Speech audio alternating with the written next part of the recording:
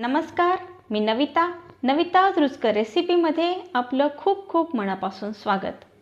आज आपण बघणार आहोत हिरव्या मुगाचे धिरडे आणि धिरड्यांसोबत खाण्यासाठी एक वेगळ्या प्रकारची उडीद डाळ आणि टमाटरची चटणी।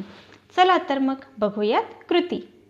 मुगाचे धिरडे करण्यासाठी मी इथे 3 मोठे चम्मच म्हणजे साधारण 1.5 वाटी अख्खे मूग घेतले आहेत आणि यात 1 मोठा चम्मच तांदूळ घेतले आहे। तांदळामुळे हे धिरडे खूप क्रिस्पी होतात। आता हे मूग आणि तांदूळ छान स्वच्छ पाण्याने 2 वेळा 2 ते 3 वेळा धुवून काढायचे आहेत आणि त्यात पाणी घालून आपल्याला 6 ते 7 तास हे भिजत ठेवायचे आहेत। 7 तासानंतर हे मूग आणि तांदूळ छान फुगलेले आहेत आणि आता हे आपल्याला मिक्सरच्या जारमध्ये काढून वाटून घ्यायचे आहेत। वाटताना यातच मी 2 हिरव्या मिरच्या, 5 ते 7 लसण कळ्या आणि अर्धा इंच आलं घालून घेतलेलं आहे। यामध्ये आता आपण पाणी घालूया आणि हे छानपैकी अगदी बारीक आपल्याला वाटून घ्यायचं आहे। अशा प्रकारे आपल्याला हे छान बारीक वाटून घ्यायचं आहे, त्यामुळे आपले डोसे खूप छान होणार आहे। आता हे वाटण आपण एका बाउलमध्ये काढून घेऊया आणि त्यात आपण चवीपुरतं मीठ घालूया। मीठ घातल्यानंतर आपल्याला हे मिश्रण छान फेटून घ्यायचं आहे। यामध्ये आता आपल्याला थोडंसं पाणी घालायचं आहे, कारण हे थोडं घट्ट वाटत आहे। अशा प्रकारे आपल्याला छान पातळ करून घ्यायचं आहे। साधारणतः अशा प्रकारची कन्सिस्टन्सी आपल्याला पाहिजे आहे। अशा प्रकारे आपल्याला हे पातळ करून घ्यायचं आहे आणि झाकून थोडा वेळ ठेवून द्यायचं आहे। आता आपण करून घेऊया टमाटर आणि उडीद डाळीची चटणी। एका पॅनमध्ये 1 टेबलस्पून तेल घातले आहे आणि त्यात अर्धा टीस्पून मी जिरे टाकलेले आहेत। पाव वाटी मी इथे उडीद डाळ टाकलेली आहे, जी सालीची आहे। तुमच्याकडे सालीची डाळ नसेल तर तुम्ही पांढरी डाळही घेऊ शकता उडदाची, पण सालीची डाळ घेतल्यामुळे या चटणीला खूप छान चव येणार आहे। यात मी 5 ते 6 लसणाच्या कळ्या आणि 3 लाल वाळलेल्या मिरच्या घातलेल्या आहेत आणि छान भाजून घेत आहे। ही उडदाची डाळ आपल्याला छान खमंग यात भाजून घ्यायची आहे। आता तुम्ही बघू शकता आपली उडदाची डाळ छान भाजली गेलेली आहे। यात आपण घालूया आता 2 मोठे टोमॅटो, जे मी चिरून घेतलेले आहेत। आता हे टोमॅटो आपल्याला यात शिजवून घ्यायचे आहेत। यामध्ये आता आपण टोमॅटो शिजवण्यासाठी चवीपुरतं मीठ घालून घेऊया। मिठाने टोमॅटो लवकर शिजतात। आता आपण बघू शकतो की हे आपले टोमॅटो छान शिजलेले आहेत। आता आपण हे थंड करण्यासाठी बाजूला ठेवून देऊया आणि आता हे थंड झालेले आहेत। आता आपण हे छान मिक्सरमध्ये बारीक करून घेऊया। यामध्ये आपल्याला थोडीशी चिंच आणि 1 टीस्पून आपल्याला गूळ यात घालून घ्यायचा आहे। मीठ आपण आधीच टाकलेलं आहे, त्यामुळे आता मीठ टाकायचं नाही। यात थोडंसं पाणी घालून आपल्याला ही चटणी आता मिक्सरमध्ये छान वाटून घ्यायची आहे।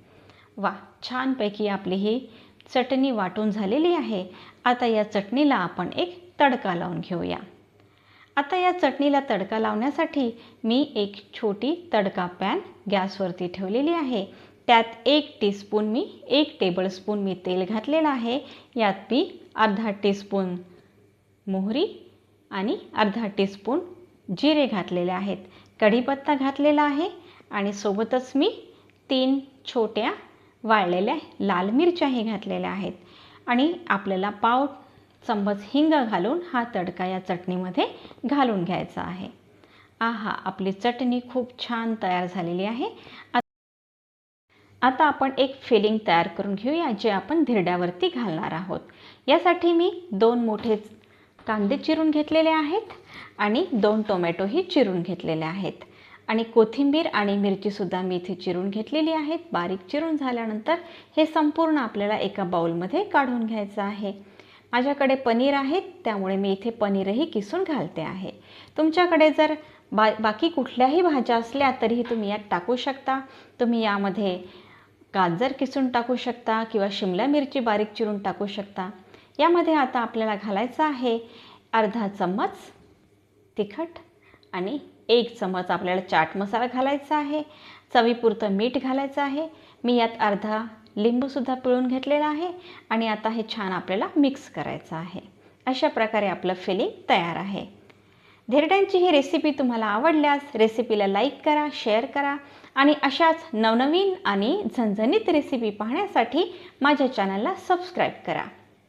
धिरडे करण्यासाठी मी इथे छान तवा रेडी करून घेतलेला आहे आणि आपला हा तवा आता छान तयार झालेला आहे. त्यावरती आता आपण हे बॅटर टाकून घेऊया आणि वाटीच्या साहाय्याने अशा प्रकारे आपण छान धिरडे तयार करून घेऊया. धिरड्यांच्या वरून मी इथे लोणी लावत आहे. लोणी खूप छान लागतं यावरती. जर तुमच्याकडे लोणी नसेल किंवा तुम्ही इथे तेल वापरू शकता किंवा बटरही लावू शकता. आपण तयार केलेलं फिलिंग या धिरड्यावरती आता आपण टाकलेला आहे आणि आता हा आपला धिरडा तयार आहे. छानपैकी मस्त कुरकुरीत आणि क्रिस्पी आपला धिरडा तयार झालेला आहे. अशा प्रकारे सर्व धिरडे आपल्याला तयार करून घ्यायचे आहेत. फिलिंग टाकल्यामुळे या धिरड्याला खूप छान चव येणार आहे आणि एकदम टेस्टी वाटणार आहे. अशा प्रकारे आपले धिरडे आता तयार झालेले आहेत. खाण्यासाठी धिरडे रेडी आहेत. सोबतच आता आपण जी चटणी केली होती तीही आपण घेणार आहोत आणि त्यातच मी आता खोबऱ्याची आणि शेंगदाण्याची चटणीसुद्धा घेतलेली आहेत. अशा प्रकारे चटणींसोबत हे धिरडे खूप छान लागतात. आपण आज जी ही चटणी केलेली आहे उडीद डाळीची आणि टोमॅटोची, ही चटणी चवीला खूप छान लागते आणि कुठल्याही पराठ्यांसोबत आपण ही चटणी खाऊ शकतो. तेव्हा अशा प्रकारची चटणी तुम्ही नक्की करून बघा. भेटूयात पुढल्या रेसिपीमध्ये. तोपर्यंत स्वस्त रहा, मस्त रहा. बाय.